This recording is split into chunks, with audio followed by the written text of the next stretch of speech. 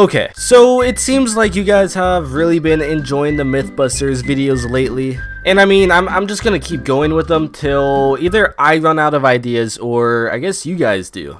Honestly though, the majority of the comments that I've been seeing recently, they've been actually pretty good myths, so that's why I've been including them in the videos. So just like always, just leave a quick comment down below just so we could keep this series going, saying a pretty unique myth or literally just anything, so I could at least get an idea of a myth to do for the next or future videos. Also guys, drop a quick comment down below telling me how many wins you guys have. Because now Fortnite's been out for about a year and a half, maybe 2 years now. So I'm curious to see how many wins you guys have. I mean, I don't really go for wins anymore, so I don't have like 2,000 or anything. But I'm sure some of you guys probably do. Anyways guys, let's begin today's video. Jumping straight into it, the first myth is, can you see a player across the entire map with a sniper? To do this myth, it wasn't very difficult, it was just pretty time consuming, but as you can see, I have my second account on my phone, just literally in the very bottom corner of the map, just chilling there up on a ledge, just hovering over the ocean. In this case, I had just a regular bolt action sniper rifle. I didn't have anything too special. I didn't have like a heavy sniper or a hunting rifle because obviously the hunting rifle won't see it because it's not a scope, but the heavy sniper will be pretty much the exact same as the bolt action. After traveling across the entire map, I went and I built up a big platform just slightly above the block. And as you can see, I'm literally across the entire map from my second account. I zoom in and surprisingly you could actually see the pixels of my second account jumping up and down. I was actually pretty surprised by this because from what I can remember, players would actually despawn at a certain distance, so you'd have to keep up with them if they were pretty far from you, but surprisingly you could literally see the pixels of the other player across the entire map. Of course, I had to try and hit this shot a couple of times, but sadly I wasn't close at all. I would love to see someone hit this though.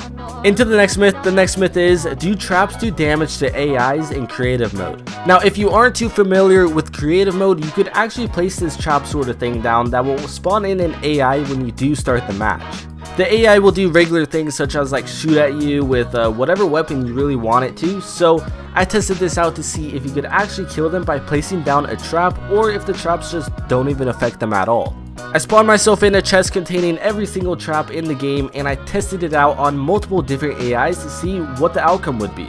The first one I tested out was a spike trap, and as you can see, it did end up killing the AI. Now as for the bouncer, the AI, sadly it does not move around, it just kind of stays in the exact center of that platform, so the bouncer will do nothing to the AI can't walk into it for it to actually take effect. This is a bummer, but I mean, it kind of makes sense. Now, the very last trap that I tested out was the chiller trap, and as you can see, the AI did end up killing me, but the chiller trap does have an effect on the AI. Well, technically it doesn't, but you can see the trap actually going off on the AI, and for some reason it made him disappear from my game in this certain situation. I went back into a game and tested out once again for even a longer time to see maybe if it like somehow would kill him, but it sadly doesn't really do much. It just kind of keeps going off on him, but it never freezes him or kills him. The next myth is, how many layers of a smoke grenade can a thermal scope from a thermal AR see through? To set this up, I set up a platform with about 7 layers of floors just so I could get a pretty thick layer of smoke, so if you could see the player with a thermal scope to this many layers, of course you could see it through many more, and I mean, how often are you going to come across 7 layers of smoke in a regular game?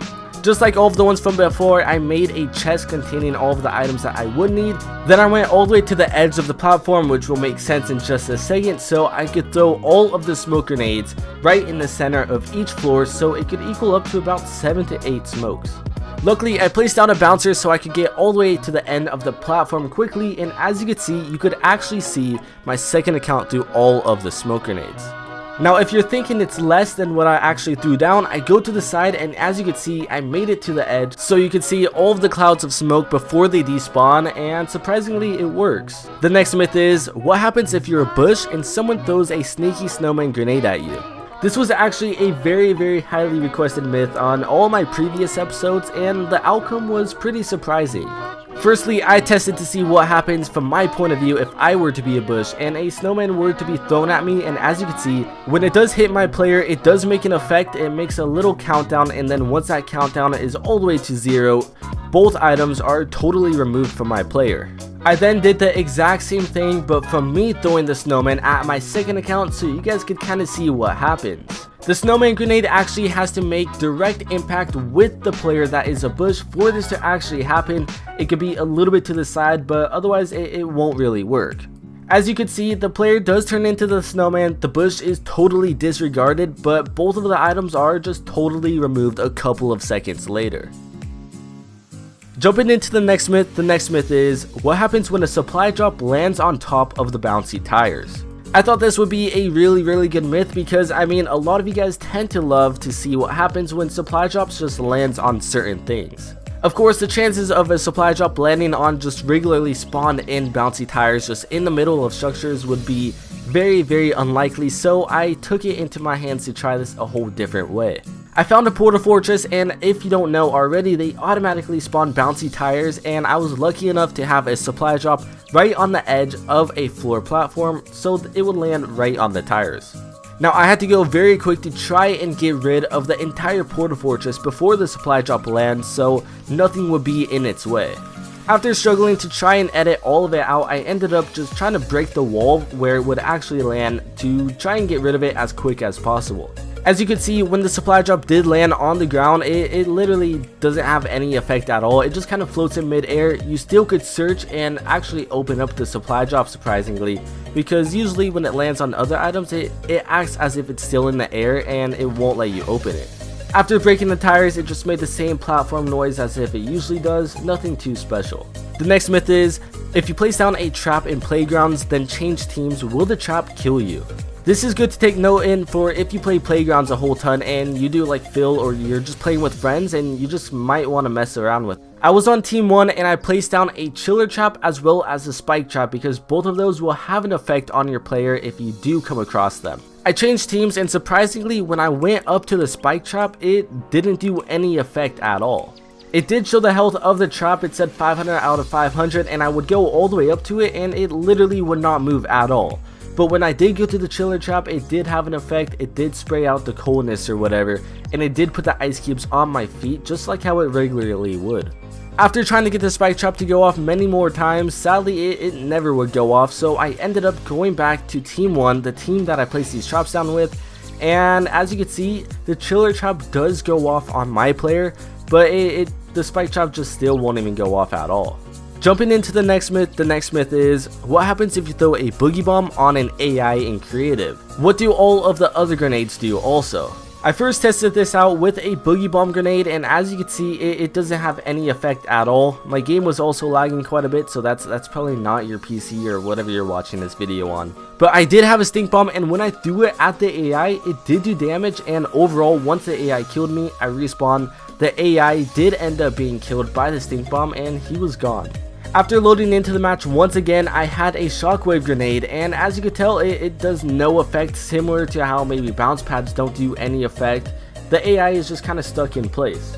Same with the chiller grenades. I tried the exact same with the chiller grenades, nothing would happen. I guess AIs just don't really be affected by anything. And lastly, I tried this out with a rift to go, and the rift wouldn't do any effect on the AI as well. I guess the things that really only affect the AIs is the ones that do damage, so like the stink bombs, the regular grenades, all of that sort of stuff will affect the AIs, but all of the ones that have like movement involved, it won't move it at all because they're just kind of stuck in place.